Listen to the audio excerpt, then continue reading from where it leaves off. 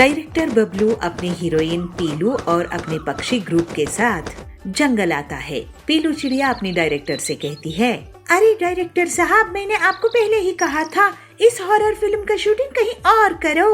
यहाँ पे कितना पोल्यूशन है, मेरी स्किन यहाँ पे खराब हो जाएगी। मैडम, ये जगह हमारी शूटिंग के लिए सबसे अच्छी है। इस फिल्म की स्टोरी के हिसाब से यहाँ पर डरावनी फीलिंग आएगी, लेकिन अभी भी हमें हमारा हीरो नहीं मिला है। तभी वहाँ पर बहुत सारे मॉडल्स ऑडिशन देने के लिए डायरेक्टर के पास आते हैं। उस भीड़ में कालू कौवा भी ऑडिशन देने के लिए आता है। एक एक करके सभी अपने ऑडिशन देते हैं। सबकी बारी होने के बाद कालू कौवे की बारी आती है। कालू कौवा डायरेक्टर को कुछ एक्टिंग करके दिखाता है। तभी पीलू की नजर कालू पर पड़ती है। पीलू उसका मजाक उड़ाते हुए कहती है, अरे एक चंपू काला कौवा यहाँ कैसे आ गया?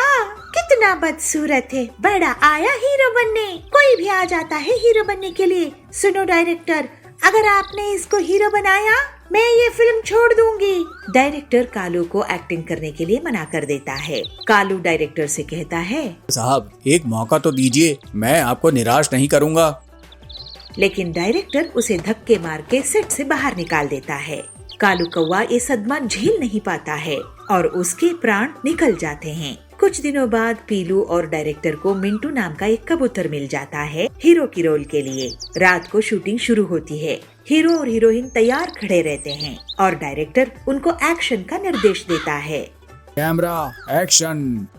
पीलू चिड़िया अपनी डायलॉग बोल रही होती है, सुनिए जी, मुझे अभी के अभी हीरो का हार चाहिए। तभी उसकी आवाज सुनकर कालू कौवे की आत्मा जग जाती है।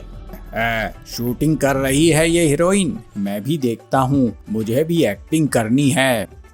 जब कालू पीलू और बबलू को देखता है तो उसे गुस्सा आ जाता है। ये तो वही फिल्म है जिससे मुझे इस डायरेक्टर ने और पीलू हीरोइन ने धक्के मार कर निकाला था और उसकी वजह से मेरी मौत हो गई थी। अब मैं इन्हें देखता हूँ।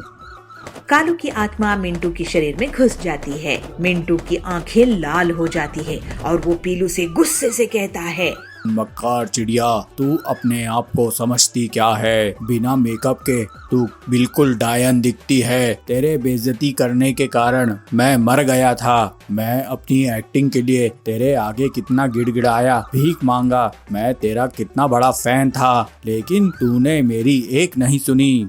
पीलू चिड़िया ये देखकर बहुत डर जाती है और चिल्लाती है, बचाओ बचाओ मुझे, मिंटू कबूतर से मुझे बचाओ, मिंटू मुझे छोड़ो, ये क्या कर रहे हो? पीलू बबलू को आवाज देती है, डायरेक्टर साहब बचाइए मुझे। बबलू उसे कहता है, अरे लगता है पीलू मैडम, कालू कौवे की आत्मा इसके अंदर आ गई है। अब तो मैं कुछ नहीं कर सकता।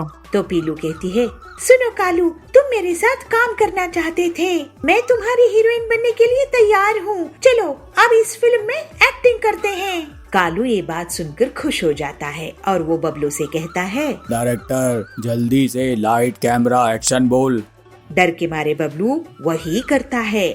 अब कालू कौवा पीलू चिड़िया के साथ एक्टिंग करता है। वो डांस करता है, बहुत से डायलॉग बोलता है। फिर इस तरह वो फिल्म पूरी हो जाती है और एक बहुत बड़ी हिट हो जाती है।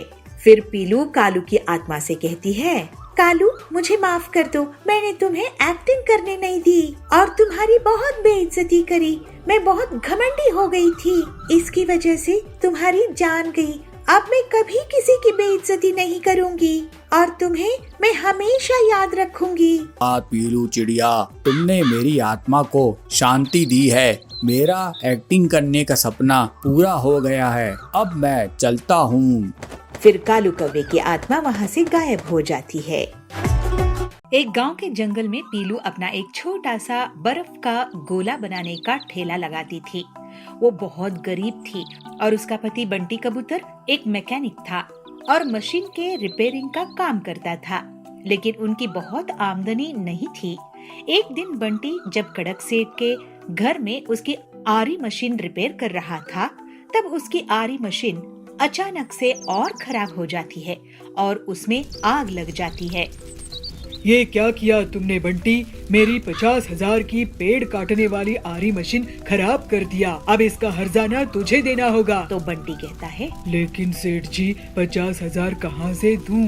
मैं बहुत ही गरीब हूँ। तो कड़क बोलता है, वो मैं नहीं जानता, तू मुझे पैसा लाके दे, मुझे कारोबार में बहुत नुकसान होने वाला है। पैसे दे, नहीं तो मैं तुझे पुलिस के हवाले कर दूंगा। ऐसे ही उदास मन से बंटी अपने घर आता है और अपनी पत्नी पीलू से पूरी बात कहता है। ये लो, घर में बड़ी मुसीबत आ गई है। वैसे भी हमारा खर्चा बड़ी मुश्किल से चलता था, अब तो ऊपर से और ये 50,000 का नुकसान भरना पड़ेगा।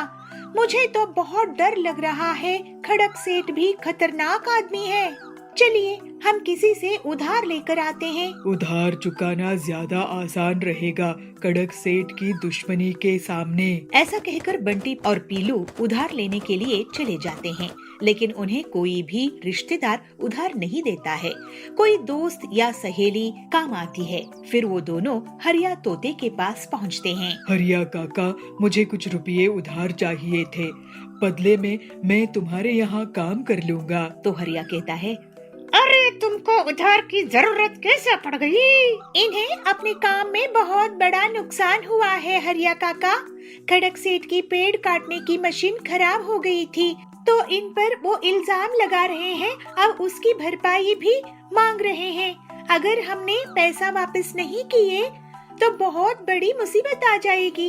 अब आप ही कुछ कीजिए। ऐसे पीलू हरिया काका से कहती है। तो बंटी कहता है, हाँ हरिया काका, हमारी थोड़ी मदद कर दीजिए, बदले में मैं आपके यहाँ काम कर लूँगा। तो हरिया बोलता है, अरे तुम लोग घबराओ मत, काम धाम में तो फायदा नुकसान चलता ही रहता है। वैसे तुम्हारा बर्फ का गोला बनाने का काम कैसे चल रहा है पीलू? तो पीलू कहती है, मैं अकेली ज्यादा गोले नहीं बना सकती हूँ, हाथ थक जाते हैं, तो बहुत कम आमदनी होती है। तो हरिया बोलता है, तो बंटी तुम्हारे लिए ऑटोमेटिक बर्फ का गोला बनाने की मशीन बना देगा, जिससे तुम तेजी से बर्फ के गोले बना सकती हो और तुम्हारा बहुत मुनाफा भी होगा। तो बंटी कहता है, अरे ये आइडिया मुझे क्यों नहीं आया? हरिया काका, आपने तो हमारी मुसीबत ही हल कर दी। अब मैं आपकी मदद से पीलू के लिए बर्फ का गोला मशीन बनाऊंगा। अभी गर्मी का मौसम भी आने वाला है, स्कूल की छुट्टी में तो बच्चे बहुत पसंद करेंगे। फिर थोड़े ही दिनों बाद बंटी पीलू के लिए बर्फ का गोला बनाने का मशीन तैयार कर देता है और वो लोग मिलजुल कर बर्फ का गोला और बहुत प्रकार के टेस्टी रंग बिरंगे गोले बनाने लगते हैं। जल्दी ही एक दिन खड़क सेठ उनकी दुकान में आता है। अरे वाह बंटी, तुमने तो ये नायाब मशीन बनाई है। ऐसी मशीन तो मैंने पहले कभी नहीं देखी, और तुम्हारे बर्फ के गोले का स्वाद भी अच्छा है। बचपन की याद आ गई। खड़क सेठ जी, आपकी तारीफ का शुक्रिया। अब पीलू इस ऑटोमेटिक मशीन होने के कारण ज्यादा फ्लेवर के रंग बनाने में टाइम लगाती है, ना कि हाथ से गोला बनाने में। तो स्वाद और रंग बहुत अच्छे आते हैं। ये लीजिए सेठ जी, 20,000 रुपए, बाकी हम जल्द ही आपको लौटा देंगे। ऐसे ही दोनों पति पत्नी की दुकान के सामने बहुत से ग्राहकों की भीड़ बढ़ जाती है। अरे बंटी भैया, ये तो गजब की मशीन बनाई है। मुझे इस मशीन का 3 गोले देना, ऑरेंज, काला कट्टा और केसरिया।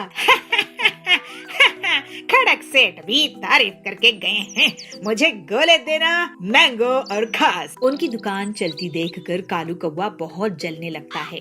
पीलू की दुकान के सामने उसकी कोल्ड ड्रिंक्स की दुकान थी।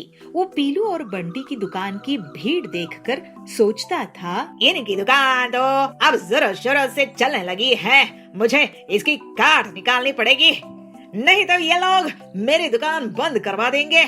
ये मशीन में चोरी कर लूंगा, उसके बाद ये लोग खड़क सेठ का उधार भी नहीं चुका पाएंगे, फिर तो इन्हें जंगल ही छोड़कर जाना पड़ेगा। कालू उसी रात को पीलू और बंटी के घर जाता है और खिड़की से चुपचाप झांक कर देखता है। बंटी और पीलू आराम से सो रहे थे। कालू अंदर आता है और मशीन उठाने की कोशिश करता है, लेकिन गलती से मशीन को ऑन कर बैठता है, जिससे उस पर बर्फ की बारिश हो जाती है।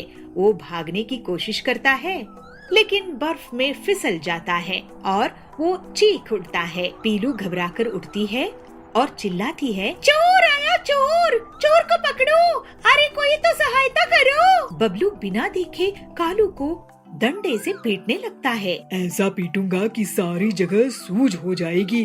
अरे ये तो कालू है। कालू भाई, आप हमारे घर इस मशीन को चुराने आए थे? तो कालू कहता है, अरे मुझे माफ कर दो, पहले ही ठंडी से बुरा हाल है। मैं तो तुम्हारी मशीन चोरी करने वाला था बंटी, क्योंकि तुम्हारे ऑटोमेटिक बर्फ गोला मशीन से मुझे कोल्ड ड्रिंक बेचने में बहुत नुकसान हो रहा था।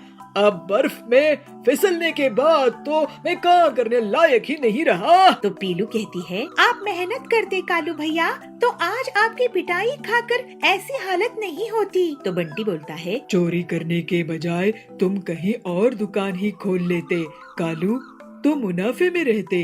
अब जंगल छोड़कर भाग जाओ, नहीं तो मैं पुलिस को बुला लूंगा। लेकिन वादा करो कि अब के बाद बदमाशी नहीं करोगे। कालू बंटी और पीलू को वादा करता है कि वो अब से पूरी ईमानदारी से काम करेगा। उसके बाद से बंटी और पीलू की बर्फ की गोले बनाने की मशीन से बहुत अच्छी कमाई होती है और वो लोग कड़क सेठ का उधार भी चुका देते हैं और हंसी खुशी रहने लगते हैं।